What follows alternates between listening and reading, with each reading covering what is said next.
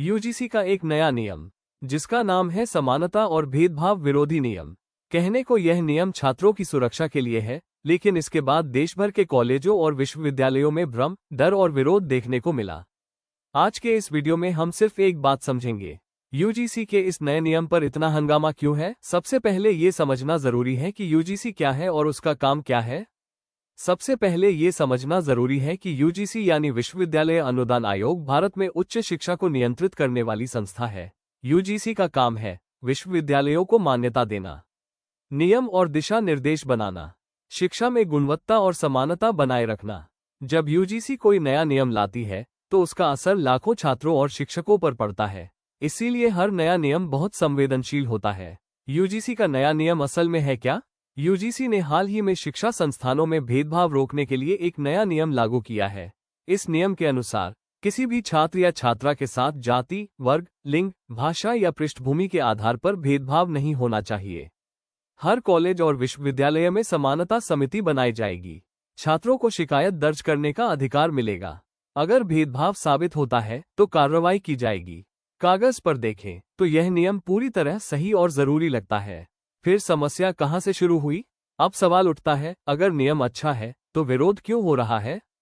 पहली बड़ी समस्या, नियम स्पष्ट नहीं है। नियम में ये साफ नहीं बताया गया। भेदभाव की स्पष्ट परिभाषा क्या होगी? कौन तय करेगा कि भेदभाव हुआ या नहीं? डर यह है कि हर शिकायत को सीधे भेदभाव मान लिया जाएगा। दूसरी समस्या, झूठी शिकायत का डर। कई शिक्षक और छात्र यह सवाल उठा रहे हैं, अगर कोई जानबूझकर झूठी शिकायत कर दे तो? अगर निजी दुश्मनी शिकायत का रूप ले ले तो? नियम में झूठी शिकायत पर स्पष्ट सजा का जिक्र नहीं है। निर्दोष व्यक्ति को कैसे बचाया जाएगा, ये भी साफ नहीं है। यही वजह है कि लोग डर महसूस कर रहे हैं। जनरल कैटेगरी को लेकर विवाद। सबसे ज्यादा चर्चा जनरल कैटेगरी को लेकर हो रही है। कुछ छात्रों का कहना है, नियम में कुछ वर्गों की सुरक्षा की बात स्पष्ट है, लेकिन अगर जनरल कैटेगरी के छात्र या छात्रा के साथ भेदभाव होता है तो उनकी शिकायत को कैसे देखा जाएगा? इसी सवाल पर लोग पूछ रहे हैं, उंगली से दाहिनी ओर इशारा, क्या ये कानून सच में सबके लिए बराबर है? यहीं से बहस और तेज हो जाती है। बिना पर्याप्त चर्चा के नियम लागू होना।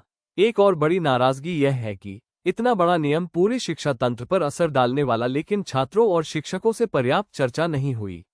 नतीजा ये हुआ कि कई संस्थानों में भ्रम फैला। छात्र सड़कों पर उतरे, मामला अदालत तक पहुंचा। लोगों को लगा कि उनकी बात सुने बिना निर्णय ले लिया गया। असली सच्चाई क्या है? अगर हम ईमानदारी से देखें तो सच्चाई बहुत सीधी है। भेदभाव रोकना जरूरी है, छात्रों की सुरक्षा जरूरी है, लेकिन अस्पष्ट नियम, अधूरी प्रक्रिया, गलत इस्तेमाल का डर, ये सब मिलकर नए विवाद को जन्म देते हैं। लोग नियम का विरोध नहीं कर रहे, लोग नियम की अस्पष्टता से डर रहे हैं। यूजीसी का नया नियम न पूरी तरह गलत है न पूरी तरह सही। समस्या नियम के उद्देश्य में नहीं, समस्या उसके लागू करने के तरीके में है।